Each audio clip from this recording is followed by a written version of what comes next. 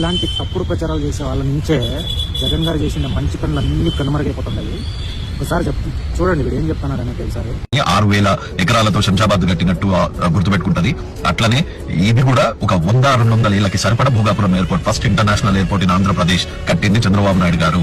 Inaugurate చేసింది ఆయన, complete చేసింది ఆయన అని చరిత్ర కూడా గుర్తుపెట్టుకుంటది. నువ్వు ఎన్ని పన్నాగాలు చేసినా, ఎందుకు నాటికల్ మైల్ అన్నా చంద్రబాబు నేను అడుగుతావట అంత పిలువుగా నువ్వు. నీలాంటి వాళ్ళు ఎంతమంది తప్పుడు ప్రచారాలు చేసినా కానీ నిజాన్ని ఎవ్వడు దాచిపెట్టలేరు ఖచ్చితంగా దాంట్లో. సో ఇట్లా గూగుల్లో కొడితే అక్కడ వచ్చేస్తారు అనమాట. వీడు చెప్పేది ఏంటి అంటే హైదరాబాద్లో శంషాబాద్ ఎయిర్పోర్ట్ కట్టింది చంద్రబాబు నాయుడు అంట. ఇప్పుడు మన ఆంధ్రప్రదేశ్లో భోగాపురం ఎయిర్పోర్ట్ కట్టింది కూడా చంద్రబాబు నాయుడు అంట. అంటే కనీసం మినిమం నాలెడ్జ్ ఉండి కనీసం ఏదో భజన చేయాలని చేసేది కాదు, కానీ నిజాల్ని నువ్వు ఎంత దాచిపెడదామన్నా, ఎంత వంకరగా చెప్తామన్నా కానీ అది ఖచ్చితంగా ఎవడు దాచిపెట్టలేదు. భోగాపురం ఎయిర్పోర్ట్ స్టార్ట్ చేసింది మొత్తం అంతా వైఎస్ జగన్ గారి గవర్నమెంట్లో.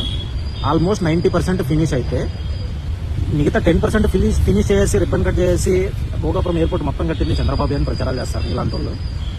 ఇంకా మాట్లాడితే శంషాబాద్ ఎయిర్పోర్ట్ కట్టింది చంద్రబాబు నాయుడు, అది కట్టింది రాజశేఖర రెడ్డి గారు అని ప్రస్తుతం ఉన్న తెలంగాణ ముఖ్యమంత్రి రేవంత్ రెడ్డి గారు కానీ, దానికి ముందున్న కేసీఆర్ గారు కానీ ప్రతి ఒక్కరూ అసెంబ్లీలో మాట్లాడిండేది ప్రజలంతా చూసినారు. మీలాంటి వాళ్ళు వచ్చి చెప్తాను నమ్మే అంత మూర్ఖులైతే కాదు ప్రజలు.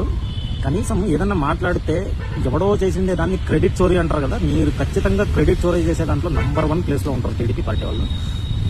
మాట్లాడేదానికి ఒక మినిమం నాలెడ్జ్ ఉండి దాని గురించి పూర్తి అవగాహన ఉండి మాట్లాడండి ఎవడైనా కానీ, దేని గురించి అయినా కానీ. ఇలాంటి తప్పుడు ప్రచారాలు మాత్రం చేసేయకూడదు.